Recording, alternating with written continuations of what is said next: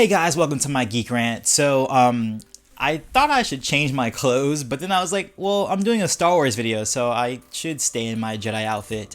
I will explain what this is about later, but today let's talk about Marvel's Darth Vader number 5.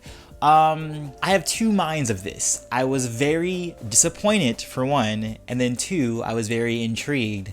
I kind of hinted at this in another video of mine, but I thought that this would have been at least Ahsoka Tano would have been in here, or at least Quinlan Vos or Asajj Ventress, because of the cover. If you guys can see right here or right there, Vader is facing against somebody with a green lightsaber and a yellow lightsaber. So I had a whole video about what that could have been, and I was totally wrong on both counts. And that's what made me kind of disappointed, because I thought we would get some sort of like hallucination with Ahsoka Tano, or we would see Quinlan Vos and Asajj Ventress, but we did get something very intriguing. So it was these other characters that these new characters that are with us, brother and sister and a bunch of other people, but basically they are these hybrids between synthetics and organics.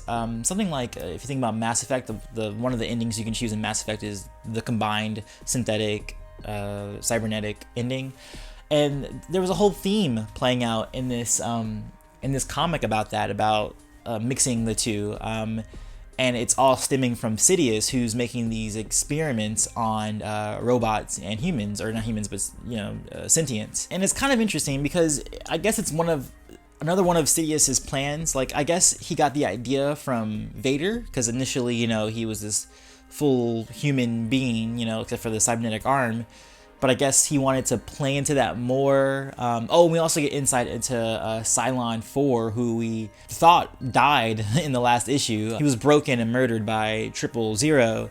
But no, he just has a consciousness that can, it's kind of like Ultron, he has a consciousness that can like bounce around to other bodies. So we now meet Cylon 5, who's in this one now. And it's interesting because it seems like Sidious, I guess since after his experimentations with Vader or whatever, he, I guess, got more into it to the point where he even there were like these ships that were like whales combined with like robotic artifacts or whatever. And it was weird.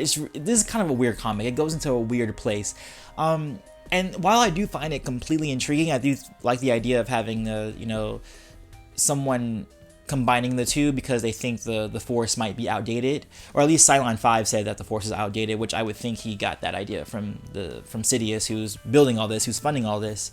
But yeah, it's kind of weird because the premise of this comic book was to set up Vader's search for Luke Skywalker, and we don't really have much of that yet. We got a little bit of it in maybe just the first comic, and now we have all these other things that I feel like we're detouring on.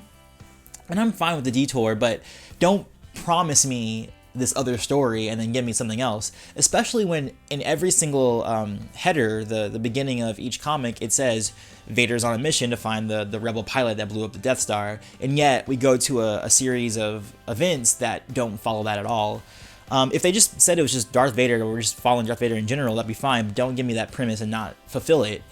So yeah, that kind of a little bit of a nitpick, but it is intriguing, like how this is working out with these new hybrid species people. The comic was definitely enjoyable. 000 had more HK-47 like dark humor again, which is really awesome. And I will say the artwork though, especially coming after Kanan, I feel like the artwork here is a little bit less inspiring. It seems very, not rudimentary, like it's not like it's elementary or whatever, but it just seems like it's not to that level, especially when you've just read Kanan and you read this, you're like, this comic isn't really doing it for me. And a lot of their the things that they draw, they seem like they take them straight out of the movies, like especially when you see 000, it looks just like C-3PO. I mean, obviously he's a protocol droid in the same model, but if you see the way he stands and stuff like that, it's like the same stance, and it seems kind of lazy just a little bit, but still it's enjoyable. You guys should still read it. It's interesting at least, not exactly what I was expecting at first.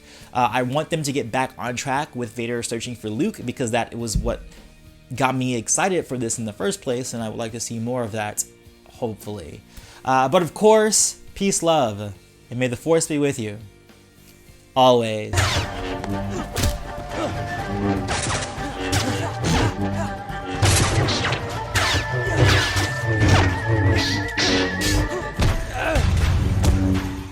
They both held immense power with their use of the Force, Yoda as the avatar of light, Bane as the nexus of the dark.